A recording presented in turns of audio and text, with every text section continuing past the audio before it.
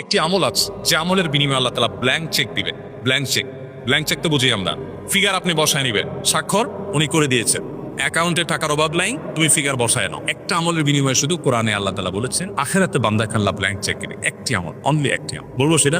আল্লাহ বলেছেন ইন্নামা ইউওয়াফাস সাবিরুনা আজরাহুম বিগাইরি হিসাব। যারা সবর করতে পারবে, ধৈর্যশীল হবে, আশাহত হবে না, ভেঙে পড়বে না, মুষড়ে পড়বে না, শক্ত থাকবে, আল্লাহর প্রতি আস্থা রাখবে, ভরসা রাখবে, আত্মবিশ্বাস থাকবে এবং সবর করবে, আল্লাহ বলেছেন তাদের বিনিময়ে দেওয়া হবে হিসেব ছাড়া। হিসেব ছাড়া।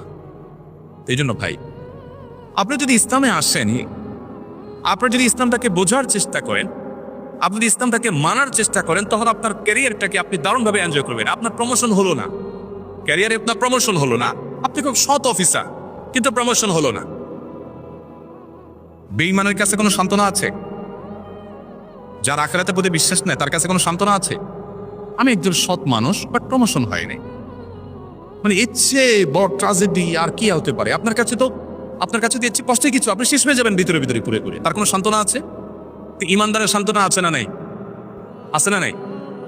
আমার টার্গেট ছিল আমি প্রশাসনের সর্বোচ্চ লেভেলে যাব, আমি পড়াশোনা করে ভালো একটা জায়গায় যাব, যে আমি দুর্নীতিকে জাদুঘরে পাঠাবো, এদেশে মানুষের মুখে হাসি ফোটাবো, আমি অপশাসনের বিরুদ্ধে সংগ্রাম করব, আমি সমাজে উদাহরণ হব, আমি মানুষের জন্য কাজ করব।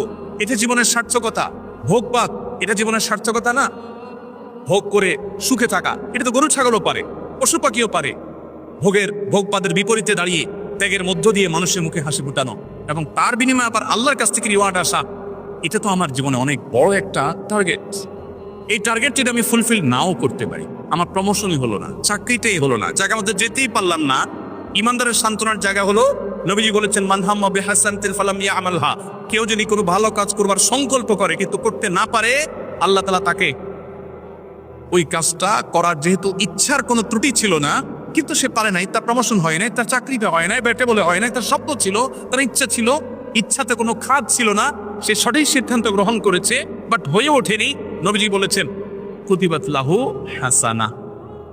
সে যা নিয়ত করেছে ওটা নিয়ত করে করলে যা সওয়াব পেত, নিয়ত করে সেটা করতে না পারলেও আল্লাহর কাছে সমপরিমাণ সওয়াব লাভ করবে।